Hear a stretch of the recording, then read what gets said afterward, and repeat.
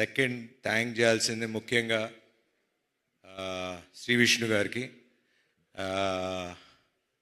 నాకు లాస్ట్లో ఆ క్యామియో ఎవరు చేస్తారు అంటే నిజంగా అంటే ఒక స్టేచర్ ఉన్న హీరో, ఒక సక్సెస్ఫుల్ హీరో వచ్చి ఒక 2 నిమిషాలు వచ్చి చేయాలంటే నన్ను అడిగినా చేస్తానో నాకు తెలియదు. కానీ మరి అది వాళ్ళ అనుభవం, వాళ్ళకున్న వాట్ ఎవర్ ఊరేగిరి అని పిలుచుకుంటున్నారు కదా, తప్పులేదు చేసినా అని.